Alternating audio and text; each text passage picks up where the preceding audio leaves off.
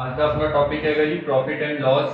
बहुत important topic हैगा exams के पॉइंट ऑफ व्यू नाल, क्योंकि हर पेपर ਦੇ ਵਿੱਚ ਮਿਨੀਮਮ 1 ਜਾਂ 2 क्वेश्चंस इस टॉपिक ਚੋਂ ਆਉਂਦੇ ਹੀ ਆਉਂਦੇ ਆ। ਆਪਾਂ ਬਿਲਕੁਲ ਬੇਸ ਤੋਂ ਚੱਲਾਂਗੇ, ਬਿਲਕੁਲ ਬੇਸਿਕ ਜ਼ੀਰੋ ਲੈਵਲ ਤੋਂ, ਤਾਂ ਕਿ ਹਰ ਸਟੂਡੈਂਟ ਨੂੰ ਬਹੁਤ ਈਜ਼ੀਲੀ ਸਮਝ ਆ ਸਕੇ ਕਿ ਪ੍ਰੋਫਿਟ ਐਂਡ ਲਾਸ ਦੀਆਂ ਪ੍ਰੋਬਲਮਸ ਨੂੰ ਆਪਾਂ ਕਿਵੇਂ ਟੈਕਲ ਕਰਨਾ ਹੈਗਾ। ਸੋ ਪਹਿਲਾਂ ਤਾਂ ਕੁਝ ਬੇਸਿਕਸ ਟਰਮਸ ਆਪਾਂ ਸਮਝ ਲੈਂਦੇ ਹਾਂ ਜੀ। ਕਾਸਟ ਪ੍ਰਾइस ਜਿਹਨੂੰ ਆਪਾਂ ਸੀਪੀ ਨਾਲ ਡਿਨੋਟ ਕਰਾਂਗੇ, ਇਹਦਾ मतलब ਹੁੰਦਾ ਹੈਗਾ ਜਿਸ ਪ੍ਰਾइस ਤੇ ਮੈਂ ਚੀਜ਼ ਖਰੀਦੀ ਹੈ, ਮੈਂ ਪਰਚੇਸ ਕੀਤੀ ਹੈ। ਸੈਲਿੰਗ ਪ੍ਰਾइस ਐਸਪੀ ਜਿਸ ਤੇ ਮੈਂ ਸੇਲ ਕੀਤੀ ਹੈਗੀ ਹੈ, ਮੈਂ ਉਹਨੂੰ ਵੇਚਿਆ ਹੈਗਾ। ਐਮਪੀ ਇਹ ਐਮਆਰਪੀ ਵੀ ਹੁੰਦਾ ਹੈਗਾ ਜੀ, ਇਹ ਐਮਪੀ ਵੀ ਹੁੰਦਾ ਹੈਗਾ। ਇਹਨੂੰ ਕਹਿੰਦੇ ਹੈਗੇ ਆਪਾਂ ਮਾਰਕਡ ਪ੍ਰਾइस। ਜੋ ਪ੍ਰਾइस ਆਪਣੀ ਉਸ ਦੇ अपनी जो भी आप आइटम परचेज कर रहे हैं वो उत्ते लिखी होंगी है या मार्क होंगी। प्रॉफिट ਹੁਣ देखो जी, प्रॉफिट कदों होएगा ਜਦੋਂ अपनी सैलिंग प्राइस कॉस्ट प्राइस तो ज्यादा होएगी। मैं सस्ती खरीदी चीज ते महंगी बेचती, 100 रुपए की खरीदी 120 ਦੀ ਵੇਚਤੀ, ਤਾਂ ਉਹਦੇ ਵਿੱਚ ਮੈਨੂੰ प्रॉफिट होएगा। So profit is selling price minus cost price. Loss नुकसान की ਹੁੰਦਾ ਹੈਗਾ ਜੀ ਜਦੋਂ ਆਪਣੀ ਕਾਸਟ ਪ੍ਰਾइस ਜਿਹੜੀ ਹੈਗੀ ਹੈ ਉਹ ਸੈਲਿੰਗ ਪ੍ਰਾइस ਤੋਂ ਜ਼ਿਆਦਾ ਹੋਵੇ, ਤਾਂ ਉਸ ਕੇਸ 'ਚ ਆਪਾਂ ਕਹਿੰਦੇ ਹਾਂ ਕਿ ਆਪਾਂ ਨੂੰ ਲਾਸ ਹੋਇਆ ਹੈਗਾ। So cost price minus selling price is loss. ਇਹ ਵੈਲਿਊ ਆ ਜਾਏਗੀ ਪ੍ਰੋਫਿਟ ਤੇ ਲਾਸ ਦੀ ਵੈਲਿਊ। ਹੁਣ ਆਪਣੇ ਕੁਐਸਚਨਸ ਦੇ ਵਿੱਚ ਜੋ ਆਂਦੀਆਂ ਨੇ ਪ੍ਰੋਬਲਮਸ ਆਂਦੀਆਂ ਨੇ ਜਿਹੜੀਆਂ, ਉਹਨਾਂ ਵਿੱਚ ਕੀ ਹੁੰਦਾ ਹੈਗਾ ਜੀ, ਆਪਾਂ ਨੂੰ ਪਰਸੈਂਟੇਜ ਦੇ ਵਿੱਚ ਆਂਦੀ ਹੈ profit percentage and loss percentage. ਤਾਂ ਪਰਸੈਂਟੇਜ ਕਿਵੇਂ ਕੱਢਣੀ ਹੈਗੀ ਹੈ ਜੀ, P upon CP, profit and CP into 100। तो ये अपने को की आ जाएगी प्रॉफिट दी परसेंटेज आ जाएगी, कितना परसेंट प्रॉफिट होया है। Loss percentage loss upon cost price multiply bye 100। ये अपने को क्या आ जाएगी लॉस दी परसेंटेज आ जाएगी, कितना परसेंट लॉस होया परसेंट दे विच। ठीक, इथे एक गल बहुत इंपॉर्टेंट है जी, profit percent and loss percent दोनों ही ਆਪਾਂ कॉस्ट प्राइस ਦੇ ਅਕੋਰਡਿੰਗਲੀ ਲੈਣੇ ਨੇ। ਆਪਾਂ ਇਹਦੇ ਵਿੱਚ until and unless ਆਪਾਂ ਨੂੰ ਕਿਹਾ ਨਹੀਂ ਗਿਆ ਸਪੈਸੀਫਿਕਲੀ, ਆਪਾਂ ਨਾ ਇਹਦੇ ਵਿੱਚ ਸੈਲਿੰਗ ਪ੍ਰਾइस ਯੂਜ਼ ਕਰਨੀ ਹੈ, ਨਾ ਆਪਾਂ ਮਾਰਕੀਟ ਪ੍ਰਾइस ਯੂਜ਼ ਕਰਨੀ ਹੈ। ਨਾਰਮਲੀ कॉस्ट प्राइस यूज करनी है। यदि एग्जांपल ਆਪਾਂ देख लेते हैं, सपोज मेरे को आइटम मैं परचेज की थी 80 रुपीस ਦੀ, ओके जी, देन मैं ਉਹਨੂੰ ਸੇਲ ਕਰਦਾ 100 रुपीस ਦਾ, ਮੈਨੂੰ प्रॉफिट कितना होया हैगा 20 रुपीस। 100 माइनस 80, अगर मैं परसेंटेज करनी है then 20 upon cost price 80 into 100। इसमें नहीं मैं यूज किया सेलिंग प्राइस में, मैं सिर्फ ਉਹਦੀ कॉस्ट प्राइस ਤੇ प्रॉफिट जो अपना आया हैगा ਉਹਨੂੰ यूज किया। तो मेरे को परसेंटेज कितनी आ गई 25%। ये बहुत इंपॉर्टेंट चीज है, बहुत छोटा जिहा फैक्टर है बट बहुत इंपॉर्टेंट ਹੁੰਦਾ ਹੈਗਾ ਜਦੋਂ ਆਪਾਂ क्वेश्चंस करने ਹੁੰਦੇ हैं। अपने को टाइम कंस्ट्रेंट ਹੁੰਦਾ ਹੈਗਾ ਤੇ क्वेश्चंस बहुत ज्यादा ਹੁੰਦੇ हैं पेपर, ਤਾਂ ਉਹਦੇ ਵਿੱਚ ਆਪਾਂ ਕਈ ਵਾਰ ਇਹ ਗਲਤੀ ਕਰ ਦਿੰਦੇ ਆ। देन वेरी इंपॉर्टेंट ये वाला जो है फॉर्मूला में लिखा हुआ है, फॉर्मूला कह लो या चाहे रिलेशन कह लो, ये अपना ऑलमोस्ट हर क्वेश्चन में यूज होएगा। Selling price is equal to cost price multiply by some factor. ये कॉस्ट प्राइस ਤੇ सेलिंग प्राइस ਦਾ रिलेशन ਹੁੰਦਾ ਹੈ। इस रिलेशन ਦੇ अकॉर्डिंगली ਆਪਾਂ ਅੱਗੇ ਵੈਲਿਊਜ਼ ਕੱਢ ਸਕਦੇ ਹਾਂ। ਕਦੇ ਕਾਸਟ ਪ੍ਰਾइस ਪੁੱਛੀ ਹੋਏਗੀ, ਕਦੇ ਸੈਲਿੰਗ ਪ੍ਰਾइस ਪੁੱਛੀ ਹੋਏਗੀ, ਜਾਂ ਇਹਨਾਂ ਦੇ ਬੇਸਿਸ ਤੇ ਕੁਝ ਹੋਰ ਪੁੱਛਿਆ ਹੋਏਗਾ, ਬਟ ਤੁਹਾਨੂੰ ਦੋਨਾਂ ਚੋਂ ਕੁਝ ਇੱਕ ਪਹਿਲਾਂ ਕੱਢਣਾ ਪਏਗਾ। ਆਪਾਂ ਕੁਐਸਚਨਸ ਵੀ ਕਰਾਂਗੇ। ਫਸਟ ਲੁੱਕ ਐਟ ਕਿ ਆਪਾਂ ਫੈਕਟਰ ਕਿਵੇਂ ਕੱਢਣਾ ਹੈ। ਹੁਣ ਆਪਾਂ ਨੂੰ ਖਰੀਦ ਕੇ ਵੇਚਣ ਦੇ ਵਿੱਚ ਜਾਂ ਪ੍ਰੋਫਿਟ ਹੋਏਗਾ ਜਾਂ ਲਾਸ ਹੋਏਗਾ। ਪ੍ਰੋਫਿਟ ਅਗਰ ਹੁੰਦਾ ਹੈਗਾ ਐਂਡ ਉਹਦੀ ਕੋਈ ਪਰਸੈਂਟੇਜ ਦਿੱਤੀ ਹੋਈ ਆਪਾਂ ਨੂੰ, प्रॉफिट परसेंट, सपोज अपन 22% प्रॉफिट हो रहा है, तो उस केस के फैक्टर की बन जाएगा 1.22। जो भी ਤੁਹਾਨੂੰ परसेंटेज दी हुई है तो दोनों 100 ਨਾਲ डिवाइड करो, ਤੁਹਾਡੇ ਕੋਲ ਇੱਕ ਵੈਲਿਊ ਪੁਆਇੰਟ ਆ ਜਾਏਗੀ, ਉਹਨੂੰ 1 ਦੇ ਨਾਲ ਐਡ। ਨੈਕਸਟ ਐਗਜ਼ਾਮਪਲ ਜਿਵੇਂ 5% ਹੈਗਾ प्रॉफिट, 5 ਨੂੰ 100 ਨਾਲ ਡਿਵਾਈਡ ਕਰਾਂਗੇ ਤਾਂ ਆਪਣੇ ਕੋਲ 0.05 ਆਏਗਾ, तो 1 ਦੇ ਵਿੱਚ ਐਡ ਕੀਤਾ, then 1.05। अगर आप लॉस के केस देखिए सपोज अपन 20% लॉस हो रहा हैगा, देन 20% लॉस ਦੇ ਵਿੱਚ ਅਗਰ ਆਪਾਂ ਫੈਕਟਰ ਕੱਢਣਾ ਹੈ ਤੇ ਕਿਵੇਂ ਕੱਢਾਂਗੇ 100 - 20 is 80, ਉਹਦੇ ਮੂਰੇ ਪੁਆਇੰਟ ਲਗਾ ਦੋ। 8% लॉस हो रहा हैगा, 100 - 8 is 92, so 0.92 is our factor ਦੇ ਨਾਲ ਆਪਾਂ cos phi ਨੂੰ ਮਲਟੀਪਲਾਈ ਕਰਨਾ। ਇਸ ਨੂੰ ਯੂਜ਼ ਕਿਵੇਂ ਕਰਨਾ ਹੈਗਾ ਮੈਂ ਤੁਹਾਨੂੰ ਉਹ ਦੱਸਦਾ। ਓਕੇ ਸਟੂਡੈਂਟਸ, ਹੁਣ ਆਪਾਂ एग्जांपल्स ਤੇ ਆਨੇ ਆ, ਆਪਾਂ ਇੱਕ ਇੱਕ ਕਰਕੇ एग्जांपल्स देखते हैं कि ਆਪਾਂ यूज ਕਿਵੇਂ ਕਰਨਾ ਹੈ। तो ये अपना वो रिलेशन हैगा जेड़ा कि मैं ਤੁਹਾਨੂੰ ਕਿਹਾ ਸੀ कि बहुत इंपॉर्टेंट हैगा, ये यूज होएगा ऑलमोस्ट अपने हर क्वेश्चन। ਆਪਾਂ देखते हैं ਹੁਣ ਇਹਨੂੰ यूज ਕਿਵੇਂ ਕਰਨਾ ਹੈ, फैक्टर ਕਿਵੇਂ ਕੱਢਣਾ ਹੈਗਾ प्रॉफिट एंड लॉस ਦੇ ਕੇਸ। ਆਪਾਂ ਇੱਥੇ एग्जांपल ਲਿਖੀ ਹੈਗੀ ਹੈ ਕਿ ਇੱਕ ਸ਼ਾਪਕੀਪਰ ਨੇ ਕੋਈ ਬੁੱਕ ਸੀਗੀ, ਉਹਨੂੰ ਸੇਲ ਕੀਤਾ 1140 ਦੇ ਵਿੱਚ रुपीस 1140 ਤੇ ਉਹਨੂੰ 5% ਦਾ ਲਾਸ ਹੋਇਆ ਹੈਗਾ। ਇਸ ਕੇਸ ਦੇ ਵਿੱਚ ਅਗਰ ਉਹਨੂੰ 5% ਪ੍ਰੋਫਿਟ ਚਾਹੀਦਾ ਸੀਗਾ ਤਾਂ ਉਹ ਕਿੰਨੇ ਦੀ ਸੇਲ ਕਰਦਾ। ਆਪਾਂ ਨੇ ਸੈਲਿੰਗ ਪ੍ਰਾਈਸ ਕਰਨੀ ਹੈ ਕੱਢਣੀ ਹੈਗੀ ਇਸ ਕੇਸ ਦੇ ਵਿੱਚ ਸੱਚ ਦੈਟ ਕਿ ਸ਼ਾਪਕੀਪਰ ਨੂੰ ਉਹਦੇ ਉੱਤੇ 5% ਪ੍ਰੋਫਿਟ ਹੋ ਜਾਏ, ਲਾਸ ਹੋਣ ਦੀ ਬਜਾਏ ਜਿਹੜਾ ਹੁਣ ਉਹਨੂੰ ਲਾਸ ਹੋਇਆ। ਹੁਣ ਇਹਨੂੰ ਦੇਖੋ, cost price is equal to selling price upon factor. ये अपने को इत्थों आ गया जी। ਆਪਾਂ ਨੂੰ बुक की कॉस्ट प्राइस नहीं दी हुई तो पहला स्टेप की होएगा कि ਆਪਾਂ कॉस्ट प्राइस ਕੱਢਾਂਗੇ। तो cost price is selling price upon factor. Now factor कितना आएगा, ਆਪਾਂ ਨੂੰ 5% लॉस होया है, सो लॉस ਕੱਢਣ ਦੇ ਲਈ फैक्टर ਕਿਵੇਂ ਕੱਢ ਦਿੰਦੇ हैं 100 - 5 95 ਤੇ पॉइंट लगा दो मुझे 0.95। So this is selling price and this is factor. तो इनु सॉल्व करके अपने को जो भी वैल्यू आएगी वो कॉस्ट प्राइस होएगी। ਤੁਸੀਂ ਇੱਥੇ ਸੋਲਵ ਕਰ ਵੀ ਸਕਦੇ ਹੋ, ਵੈਸੇ ਨਾਰਮਲੀ ਆਪਾਂ ਅਵੋਇਡ ਕਰਦੇ ਆ ਤਾਂ ਕਿ ਲਾਸਟ ਦੇ ਵਿੱਚ ਜਾ ਕੇ ਆਪਣੀ ਕਟਿੰਗ ਹੋ ਜਾਏ ਤੇ ਆਪਣੇ ਕੋਲ ਆਨਸਰ ਆ ਜਾਏ, ਆਪਣੀ ਇੱਥੇ ਜੋ ਆਪਾਂ ਕੈਲਕੂਲੇਸ਼ਨ ਕਰਾਂਗੇ ਉਹ ਬਚ ਜਾਏ। ਸਮਟਾਈਮਸ ਕੀ ਹੁੰਦਾ ਹੈਗਾ ਕਿ ਐਂਡ ਦੇ ਵਿੱਚ ਜਾ ਕੇ ਆਪਣੇ ਪ੍ਰੋਪਰਲੀ ਉਹ ਇੱਕ ਦੂਸਰੇ ਦੇ ਨਾਲ ਪੂਰੇ ਕੱਟ ਜਾਂਦੀਆਂ ਵੈਲਿਊਜ਼ ਤੇ ਆਪਣੇ ਕੋਲ ਪੂਰੀ ਵੈਲਿਊ ਆ ਜਾਂਦੀ ਹੈ। ਸੋ ਆਪਣਾ ਐਫਰਟ ਬਚ ਜਾਂਦੀ ਹੈ ਬੇਸਿਕਲੀ। ਨਾਓ ਨਿਊ ਐਸਪੀ जो ਆਪਾਂ ਕੱਢਣਾ ਹੈਗਾ, ਜੋ ਆਪਾਂ ਨੂੰ ਕੁਐਸਚਨ ਦੇ ਵਿੱਚ ਦਿੱਤਾ ਹੋਇਆ ਹੈਗਾ ਕਿ ਐਸਪੀ ਨਵੀਂ ਸੈਲਿੰਗ ਪ੍ਰਾਈਸ ਕੱਢਣੀ ਹੈ ਸੱਚ ਦੈਟ ਆਪਾਂ ਨੂੰ ਪ੍ਰੋਫਿਟ 5% ਹੋਏ। ਸੋ ਅਗੇਨ ਉਹੀ ਯੂਜ਼ ਕਰਾਂਗੇ ਆਪਾਂ, selling price is equal to cost price into factor. Okay, now ਆਪਣੇ ਕੋਲ ਕਾਸਟ ਪ੍ਰਾਈਸ ਹੈਗੀ ਹੈ, ਮੈਂ ਕਾਸਟ ਪ੍ਰਾਈਸ ਇੱਥੋਂ ਲਿਆ ਕੇ ਉਰੇ ਲਿਖ ਲਈ। ਫੈਕਟਰ ਕੀ ਆਏਗਾ ਜੀ, ਹੁਣ ਦੂਸਰੇ ਕੇਸ ਦੇ ਵਿੱਚ ਜੇ ਮੈਂ ਦੇਖਾਂ ਤਾਂ ਮੈਨੂੰ ਪ੍ਰੋਫਿਟ ਹੋ ਰਿਹਾ ਹੈਗਾ ਜੀ 5% ਦਾ। अगर 5% ਦਾ ਪ੍ਰੋਫਿਟ ਹੋ ਰਿਹਾ ਹੈਗਾ ਤਾਂ ਮੈਂ ਪੂਰੇ ਜਿਹੜਾ ਹੈਗਾ ਫੈਕਟਰ ਕਿਵੇਂ ਲਗਾਉਂਗਾ ਆ 1.05। ਇਹ ਕਿਵੇਂ ਆਇਆ ਆਪਣੇ ਕੋਲ 5 ਡਿਵਾਈਡਡ ਬਾਈ 100 ਜਿਹੜਾ ਕਿ 0.05 ਹੁੰਦਾ ਹੈ। ਸੋ 1 ਦੇ ਨਾਲ ਉਹਨੂੰ ਐਡ ਕਰ ਦਾਂਗੇ ਤਾਂ 1.05 ਆਪਣਾ ਫੈਕਟਰ ਬਣ ਗਿਆ।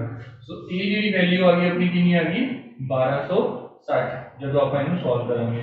ਸੋ ਆਪਣਾ ਨੈਟ ਆਨਸਰ ਕਿੰਨਾ ਆ ਗਿਆ 1260। ਅਗਰ ਉਹ 1260 रुपीस दी सेल करता तो उन्होंने 5% का प्रॉफिट होता। ठीक है जी, हुण आपां सिमिलर टाइप दी एग्जांपल इत्थे होर देखते हैं जी।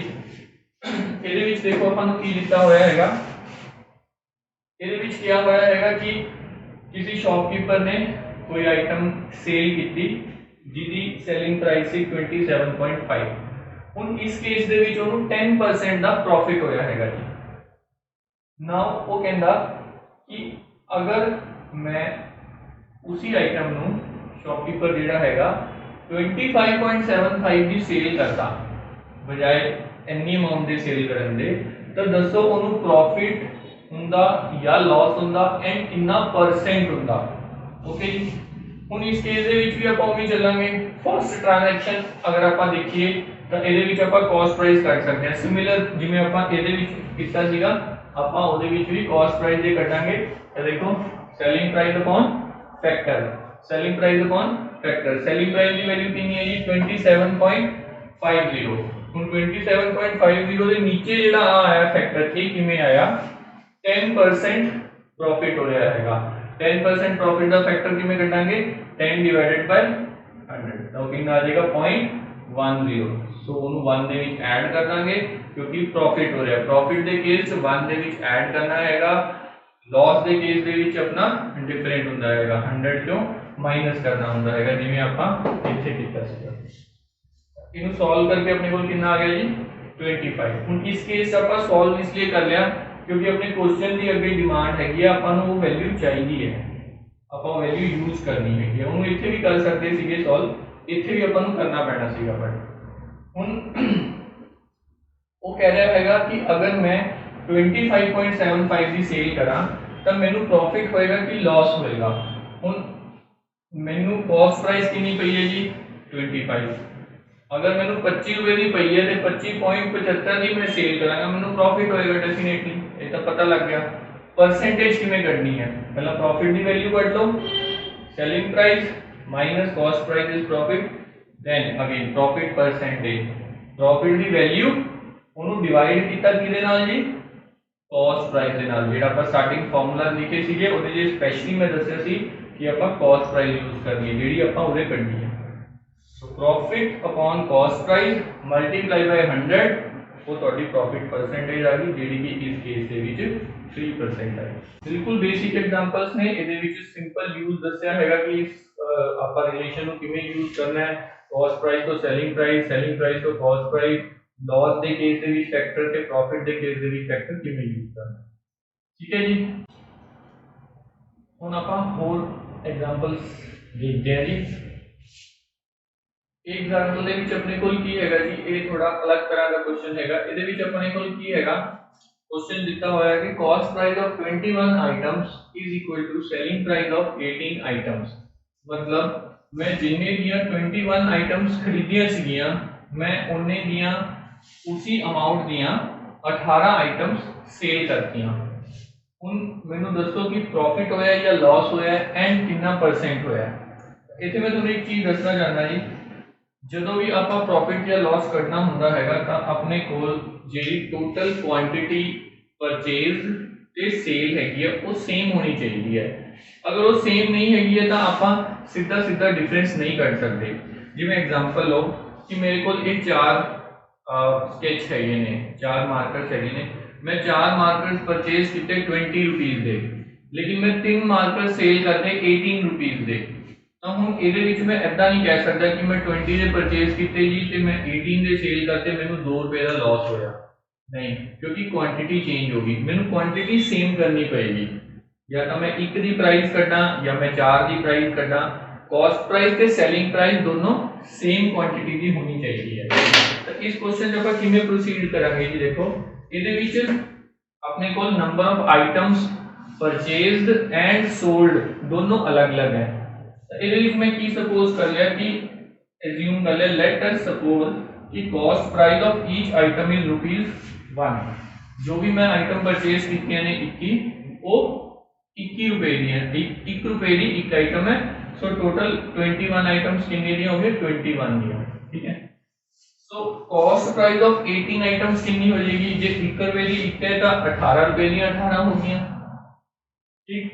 सैलिंग प्राइस ऑफ 18 आइटम्स की है, उन्हें क्वेश्चन से क्या होया हैगा कि JD selling price of 18 items है वो 21 आइटम्स दी कॉस्ट प्राइस दे इक्वल है।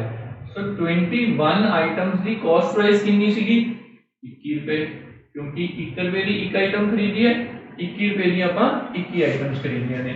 देयरफॉर अकॉर्डिंग टू क्वेश्चन अपने कोल आ बन गया, कॉस्ट प्राइस 18 आइटम्स दी 18 रुपए होगी जी, सेलिंग प्राइस 18 आइटम्स दी 21 रुपए होगी। हुण ਤੁਹਾਡੇ ਕੋਲ नंबर ऑफ आइटम सेम हो गया, ਹੁਣ ਤੁਸੀਂ ਆਪਣਾ ਫਾਰਮੂਲਾ ਲਗਾ ਸਕਦੇ ਹੋ।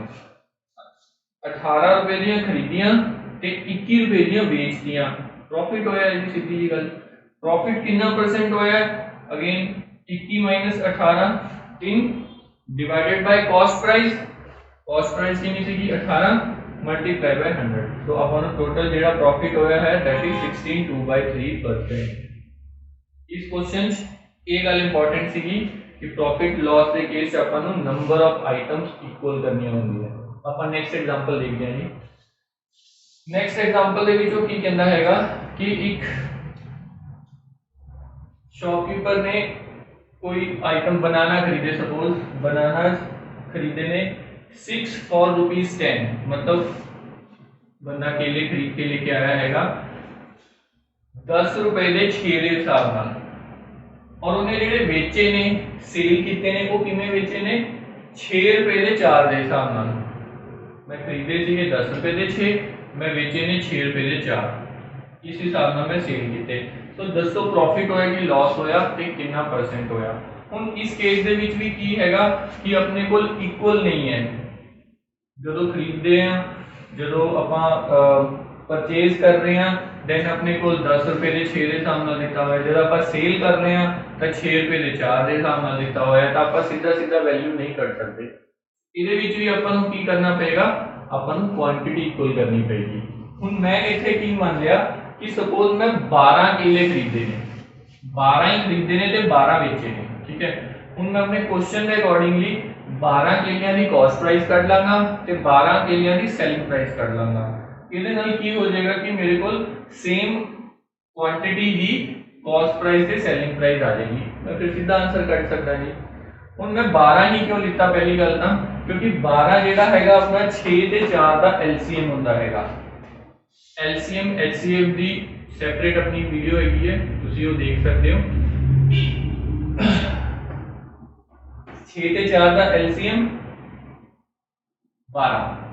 ਹੁਣ ਮੈਂ ਇਹ 12 ਇਹਦੇ ਵਿੱਚ ਯੂਜ਼ ਕੀਤਾ ਤਾਂ ਮੇਰੇ ਕੋਲ ਦੇਖੋ ਵੈਲਿਊਜ਼ ਕਿਵੇਂ ਆ ਗਈਆਂ। ਕਾਸਟ ਪ੍ਰਾइस ਕਿੰਨੀ ਹੋਏਗੀ 10 अपॉन 6 मल्टीप्लाई पे 12। अगर मैं 6 केले 10 रुपए ਦੇ ਖਰੀਦੇ ਨੇ ਤਾਂ 12 केले ਕਿੰਨੇ ਦੇ ਖਰੀਦਾਂਗਾ ਉਹ ਇਸ ਤਰੀਕੇ ਨਾਲ ਕੱਢਾਂਗਾ। ਕਿੰਨਾ ਆ ਗਿਆ ਮੇਰਾ ਜੀ 20 रुपए। सिमिलरली सेलिंग प्राइस 4 केले मैं 6 रुपए ਦੇ ਵੇਚੇ ਹੈਗੇ ਆ ਤਾਂ मैं 12 केले किन्ने ਦੇ ਵੇਚਾਂਗਾ 6/4 डिवाइड मल्टीप्लाई बाय 12 मेरे को कितना आ गया जी 18। ਹੁਣ ਮੇਰੇ ਕੋਲ ਇਕੁਅਲ ਆ ਗਿਆ ਜੀ 12 केले 20 रुपए ਦੇ ਖਰੀਦੇ ਸੀਗੇ 12 केले 18 रुपए ਦੇ ਵੇਚਤੇ। ਸਿੱਧਾ ਸਿੱਧਾ ਪਤਾ ਲੱਗਦਾ 2 रुपए ਦਾ ਨੁਕਸਾਨ ਹੋਇਆ। 2 रुपए ਦਾ ਨੁਕਸਾਨ ਕਿੰਨੇ ਪਿੱਛੇ ਹੋਇਆ ਜੀ 20 रुपए ਪਿੱਛੇ। ਕਾਸਟ ਪ੍ਰਾइस ਕਿੰਨੀ ਹੈਗੀ ਹੈ 20। ਸੋ 2 डिवाइडेड बाय 20 मल्टीप्लाई बाय 100 अपने को कितना आ गया जी 10% लॉस। अपने को इस केस की होया हैगा लॉस होया हैगा जी 10%।